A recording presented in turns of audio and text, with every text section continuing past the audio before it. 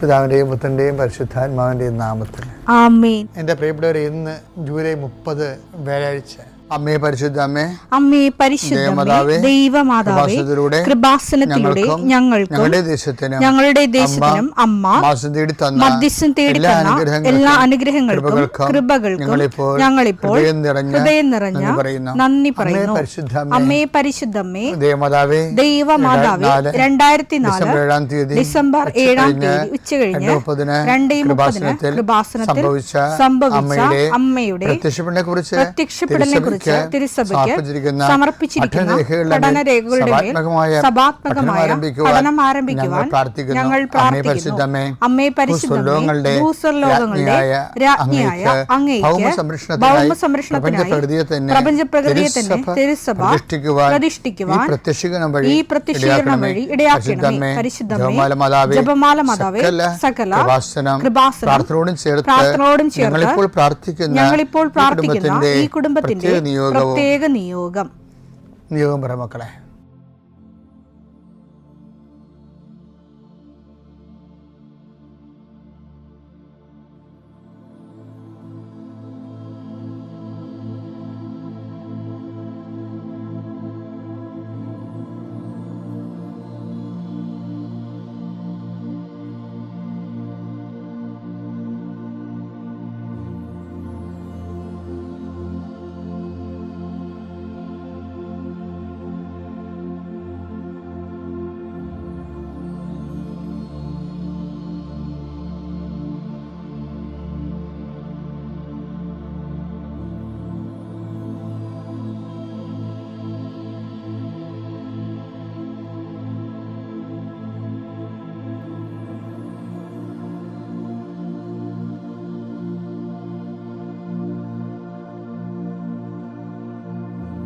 അമ്മയുടെ പ്രത്യക്ഷീകരണത്തിന്റെ ഈ അനുഗ്രഹവേളയിൽ ഞങ്ങൾക്ക് സാധിച്ചു തരുവാൻ കനിയണമേ. ആമേൻ. വിശ്വാസ പ്രമാണം.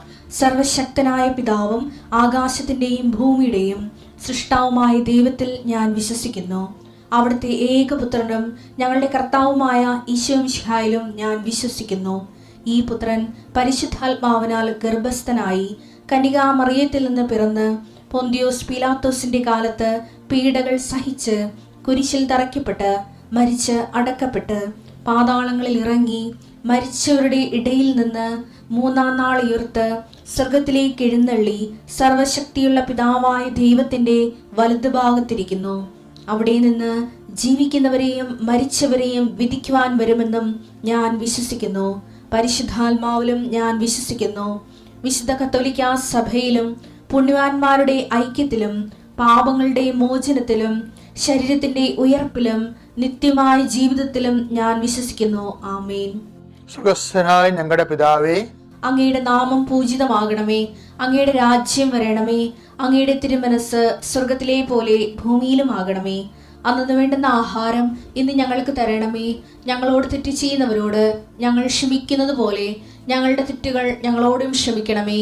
ഞങ്ങളെ പ്രലോഭനത്തിൽ ഉൾപ്പെടുത്തരുതേ, തിന്മയിൽ ഞങ്ങൾ രക്ഷിക്കണമേ. ആമേൻ. നന്മ നിറഞ്ഞ മറിയമേ, സ്വസ്തി. കർത്താവ് അങ്ങയുടെ കൂടെ സ്ത്രീകളിൽ അങ്ങ് അനുഗ്രഹിക്കപ്പെട്ടവളാകുന്നു. അങ്ങയുടെ ഉദരത്തിൻ ഫലമായി ഈശോ അനുഗ്രഹിക്കപ്പെട്ടവനാകുന്നു. പരിശുദ്ധ മറിയമേ, തമ്പുരാന്റെ അമ്മേ, പാപികളായ ഞങ്ങൾക്ക് വേണ്ടി ഇപ്പോഴും ഞങ്ങളുടെ മരണസമയത്തും തമ്പുരാനോട് അപേക്ഷിക്കണമേ. ആമേൻ. കർത്താവേ, നിന്റെ ഉന്നതമായ നാമത്തിന് സ്തോത്രം ചെയ്യുന്നു. കർത്താവേ, നിന്റെ വിശുദ്ധ പൗരോഹിത്യത്തെ മഹത്വപ്പെടുത്തണമേ. കർത്താവെ, സഭയിലുള്ള സാന്നിധ്യം പ്രകടമാക്കണമേ. 40 വർഷം ഞാൻ അർപ്പിച്ച കൃപാനയുടെ യോഗ്യതയാണ്. കൃപാസന അൾത്താറെ ജീവനോടെ പ്രത്യക്ഷപ്പെട്ട പരിശുദ്ധ അമ്മയുടെ മാധ്യസ്ഥത്തിൽ ഞാൻ മക്കളെ ആശീർവദിക്കുന്നു. ഈശോയെ, ജീവിതത്തിൻ്റെ വ്യത്യസ്ത വിളികളിൽ പ്രയാസം അനുഭവിക്കുന്നുണ്ട് ഈശോയെ. അവരെ നീ ഏറ്റെടുക്കണമെന്ന് പ്രാർത്ഥിക്കുന്നു ഈശോയെ. വീടില്ലാത്തവരുണ്ട് ഈശോയെ.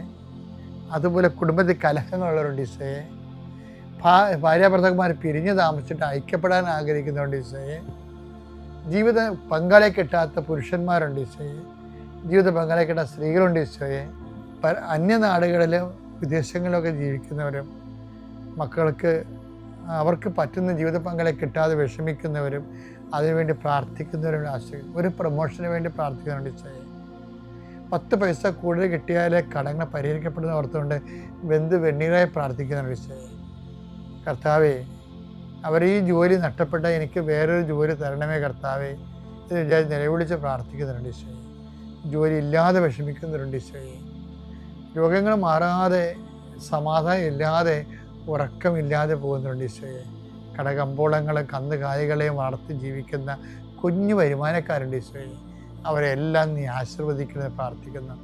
മക്കളുടെ വിദ്യാഭ്യാസം, മക്കളുടെ പഠനം, മക്കളുടെ ഉദ്യമങ്ങൾ, അവർക്ക് വേണ്ടി പ്രാർത്ഥിക്കുന്ന അമ്മമാരും അപ്പന്മാരും അവിടെ പ്രാർത്ഥനകൾ കർത്താവ് ഏറ്റെടുക്കുകയും നിങ്ങളുടെ കുഞ്ഞുങ്ങളെ കർത്താവ് ആശീർവദിക്കുകയും ഇന്നത്തെ ദിവസം നിങ്ങൾ എന്തെല്ലാം ചെയ്യുന്നു, എവിടെയെല്ലാം പോകുന്നു, അവിടെല്ലാം സംസാരിക്കുന്നു, എല്ലാ നിയോഗങ്ങളും കർത്താവ് നിറവേറ്റട്ടെ. എൻ്റെ പ്രിയപ്പെട്ടവരെ, ചിലതൊക്കെ ഓർത്ത് നമുക്ക് വളരെ താമസിച്ചാണല്ലോ പരിശുദ്ധാത്മാവിൻ്റെ ജ്ഞാനമൊക്കെ കിട്ടിയെന്ന്. കാര്യം പരിശുദ്ധാത്മാവിൻ്റെ ജ്ഞാനം ഭയങ്കര ദൈവം അലോട്ട് ചെയ്യേണ്ടത് ഭയങ്കര പിശുക്കായിട്ടാണ്, ഭയങ്കര സപ്ലൈ ഷോർട്ടാണ്. അങ്ങനെ എനിക്ക് മനസ്സിലായത്. അപ്പം നിങ്ങളവർക്ക് അച്ഛൻ്റെ കയ്യിരിപ്പ് കൊണ്ടായിരിക്കുമെന്ന്, അതല്ല എൻ്റെ അർത്ഥം. നമ്മൾ ദൈവത്തിൽ ജീവിക്കണമെങ്കിൽ നമുക്ക് നമ്മുടെ വ്യാവഹാരിക സാധാരണ ജീവിതമില്ലേ, അതിൻ്റെയും കുന്നായ്മകളും അതിൻ്റെ ഒരു തടസ്സങ്ങളും തട്ടുകേടുകളൊക്കെ ഉണ്ടല്ലോ, അതിനെയൊക്കെ മനസ്സിലാക്കി വളരെ ഒരു ഗ്രീൻ ചാനലിലൂടെ ജീവിതം കൊണ്ടുപോകണമെങ്കിലും പരിശുദ്ധാത്മ മസ്റ്റാണ്. നിങ്ങളൊക്കെ പല കാര്യങ്ങളത് കൊണ്ടുപോകുന്നുണ്ട് എനിക്കറിയാം, പക്ഷേ അത് പരിശുദ്ധാത്മാവാണെന്ന് നിങ്ങൾക്ക് അറിയത്തില്ല. അതുകൊണ്ട് പരിശുദ്ധാത്മാവിൻ്റെ ഒരു ബൂസ്റ്റിങ്ങിന് വേണ്ടി പ്രത്യേകിച്ച് നിങ്ങളൊന്നും ഒരു ഇൻവെസ്റ്റ്മെൻറ്റും ചെയ്യണില്ല. ഞാൻ പറഞ്ഞ പരിശുദ്ധാത്മാവിന് വേണ്ടി എക്സ്ട്രാ ഇൻവെസ്റ്റ്മെൻറ്റ് ചെയ്യണമെന്ന് എൻ്റെ അഭിപ്രായം. ഞാൻ ചില സമയത്തൊക്കെ ഒറ്റയ്ക്കൊക്കെ എല്ലാം നിർത്തി, എഴുത്താണെങ്കിൽ എഴുത്ത്, വേറെ എന്തെങ്കിലും ചെയ്തുകൊണ്ടിരിക്കണമൊക്കെ നിർത്തിയിട്ട് വെറുതെ ഇരുന്ന് പരിശുദ്ധാത്മാവിനെക്കുറിച്ച് മാത്രം ചിന്തിച്ചുകൊണ്ടിരിക്കും. പക്ഷെ എന്നാലും ഞാൻ പിതാവിനോട് പറയും, പിതാവേ പരിശുദ്ധാത്മാവിനെ എന്നിൽ നിറയ്ക്കണമേ. അപ്പോൾ എനിക്ക് കർത്താവ് തന്ന ഒരു സംഭവം ഞാൻ കഴിഞ്ഞ ദിവസം പള്ളിയിൽ പറഞ്ഞു, നീ വചനം വായിച്ചാൽ മതി എന്ന് പറയും. നിനക്ക് ഏറ്റവും ഈസി ആയിട്ട് ഏറ്റവും ഈസി ആയിട്ട് പരിശുദ്ധാത്മാവിനെ അറിയാവുള്ളത്, ഇപ്പോൾ നമ്മൾ പരിശുദ്ധാത്മാവിനെ അറിയാവുള്ളത് പ്രാർത്ഥനയെക്കാളും നമ്മൾക്ക് ഏറ്റവും ഈസി എന്താണെന്ന് അറിയാമോ? ഈ നിങ്ങൾ ഉടമ്പടിയിൽ എല്ലാ ദിവസവും അരമണിക്കൂർ വചനം വായിക്കലേ, അത് ഉടമ്പടിയുടെ ഒരു ആചാരം പോലെ വായിച്ചു വിടരുത്. അത് പരിശുദ്ധാത്മ നിറയാൻ വേണ്ടിയാണ് വായിക്കേണ്ടത്. എന്താ കാരണം വെച്ച് കഴിഞ്ഞാൽ to fan into flames എന്ന് പറഞ്ഞില്ലേ വായിച്ചത്, 2 തിമോത്തിയോസ് 1:6. 2 തിമോത്തി 1:6 ഒരു വചനമുണ്ടേ, എൻ്റെ കൈവെപ്പിലൂടെ നിനക്ക് ലഭിച്ച ദൈവിക വരം വീണ്ടും ഉജ്ജ്വലിപ്പിക്കണമെന്ന് ഞാൻ നിന്നെ അനുസ്മരിപ്പിക്കുന്നു. ഏറ്റവും നല്ല മാർഗം എന്താണെന്നറിയാവോ? പരിശുദ്ധാത്മാവ് ചെയ്ത ചില കാര്യങ്ങൾ നമ്മളുടെ മനസ്സിലേക്ക് കടത്തിവിട്ട് നമ്മുടെ മനസ്സിനെ റീഫോർമാറ്റ് ചെയ്യണം.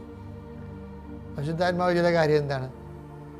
പൗൽ പത്രോസ് പറയുന്നുണ്ട്, പരിശുദ്ധാത്മാവ് ദൈവവചനം വ്യക്തിപരമായ വ്യാഖ്യാനത്തിനുള്ളതല്ല, അത് ദൈവത്തിൻ്റെ പരിശുദ്ധാത്മാവിനാൽ നിവേശിതമായ വചനം എടുത്തേ. 2 പത്രോസ് 1:20-21. 2 പത്രോസ് 1:20-21 വായിച്ചേ. ആദ്യം നിങ്ങൾ ഇത് മനസ്സിലാക്കുവിൻ. വിശുദ്ധ ലിഖിതത്തിലെ പ്രവചനങ്ങൾ ഒന്നും തന്നെ ആരുടെയും സ്വന്തമായ വ്യാഖ്യാനത്തിനുള്ളതല്ല.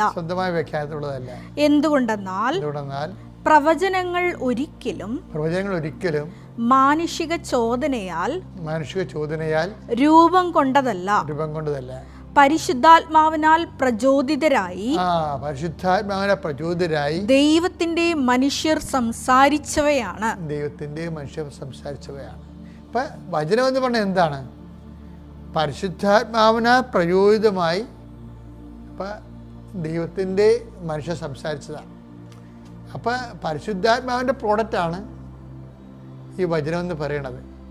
ഇനി നമ്മൾ ഈ 2 പത്രോസ് 1:20 നമ്മളിനി 2 തിമോത്തി 1:6 ലിങ്ക് ചെയ്യുമ്പോൾ നമുക്ക് മനസ്സിലാവുന്നത്, എൻ്റെ കയ്യൊപ്പിലൂടെ നിങ്ങൾക്ക് ഊതിക്കത്തി ദൈവിക വരം കയ്യൊപ്പിൽ ലഭിച്ച ദൈവിക വരം ഊതിക്കത്തിവേ.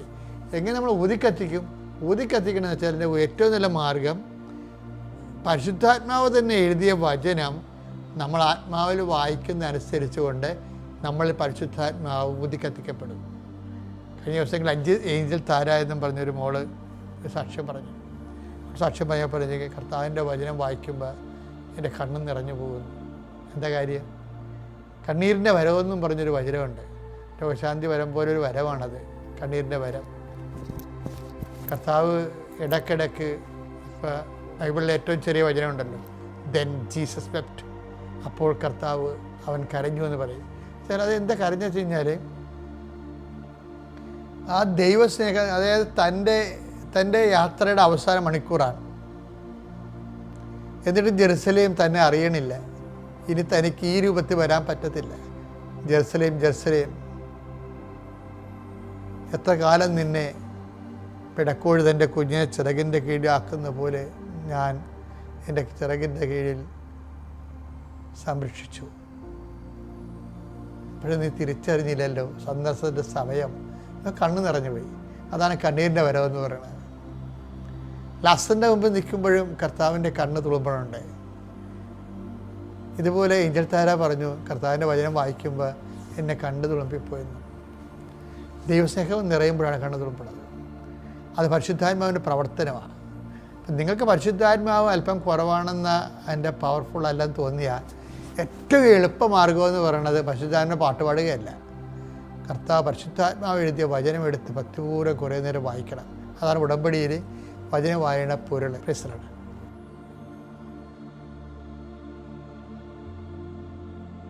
അത്യപൂർവ ദൈവാനുഭവങ്ങൾ ഇനി നിങ്ങൾക്കും സ്വന്തം. ഈ യൂട്യൂബ് ചാനൽ ഇതുവരെ സബ്സ്ക്രൈബ് ചെയ്തിട്ടില്ലെങ്കിൽ ഇപ്പോൾ തന്നെ സബ്സ്ക്രൈബ് ചെയ്യുക. ഈ വീഡിയോ ഇപ്പോൾ തന്നെ നിങ്ങളുടെ സുഹൃത്തുക്കൾക്ക് ഷെയർ ചെയ്തുകൊണ്ട് കർത്താവിൻ്റെ പ്രേക്ഷിതരാകുക.